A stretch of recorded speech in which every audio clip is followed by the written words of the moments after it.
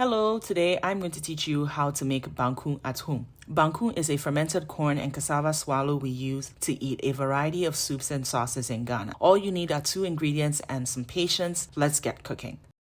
Cassava, also known as yuca in Latin America, is a tuber with a dry outer skin, a softer pink inner skin, and then the actual flesh of the tuber. I cut the cassava in 3 to make it easier to peel.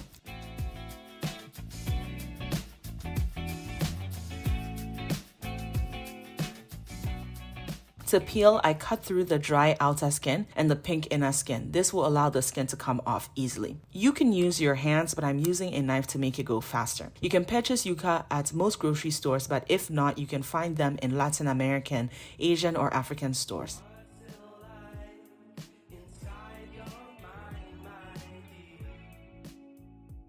When you're peeling the cassava, just make sure that you get the outer skin off completely. So sometimes you might have to go back to just do a quick peel around of the cassava.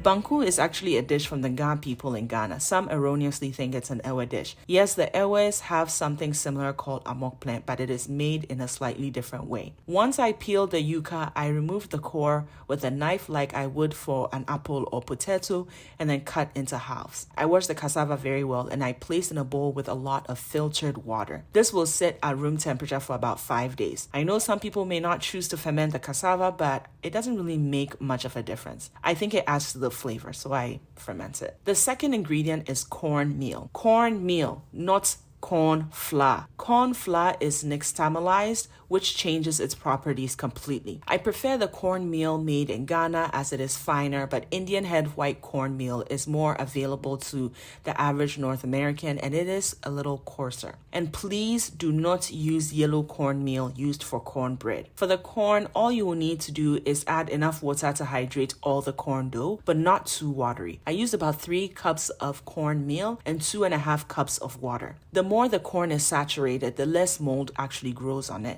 I keep mixing the dough with my hands to make sure that the cornmeal is well saturated and adjust the water to make sure that when I press the cornmeal down, it is compact. I filmed making the banku with the Indian head and the Ghana cornmeal just to show you the slight difference. Since the Ghana cornmeal is a lot finer, the final product doesn't feel as grainy as the Indian head.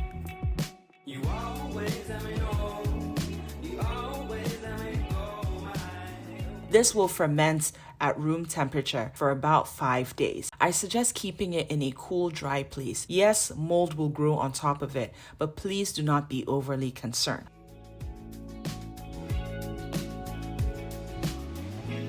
After 5 days of fermenting, drain the cassava from the fermenting water and wash well. The cassava is a lot softer, so you can break it with your hands. Blend the cassava with no water till you get a paste. For the corn, you can scoop off any mold on the top and then combine with the blended cassava. This can either be done by hand or blended.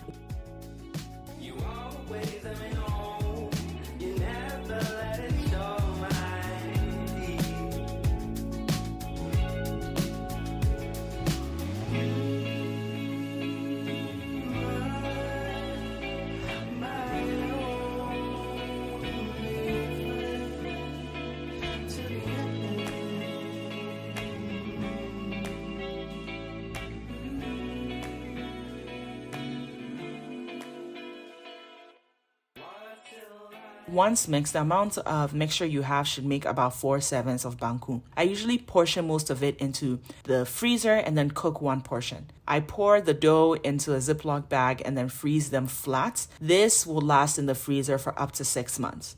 On the day I want to cook them, I just let the bag thaw at room temperature. To cook the banku, you just mix your dough with about equal parts water to make a porridge.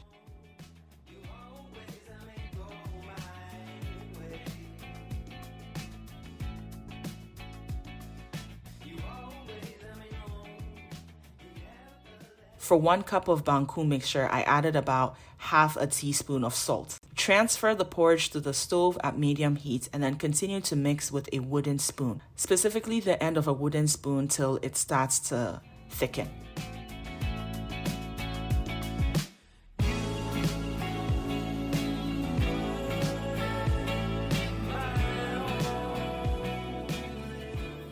You will then tip the pot over a little and mix it towards you. The Chi word for this roughly translates to driving the Banku, so just watch how I'm doing this in the video.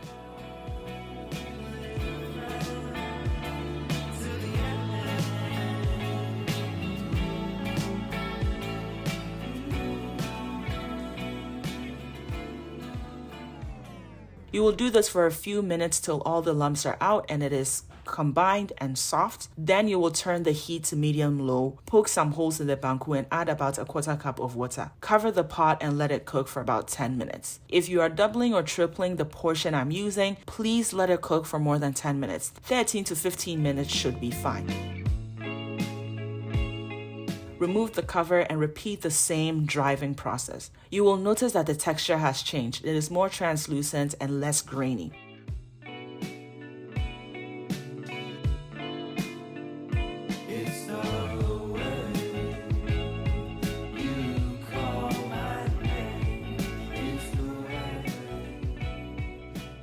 After everything is combined together into a nice ball, this is about 5 minutes. You can use a wet spoon to scoop out the banku and shape in a bowl. I know some people like to use plastic wrap for this, but I don't think food, especially hot food, should be in plastic wrap.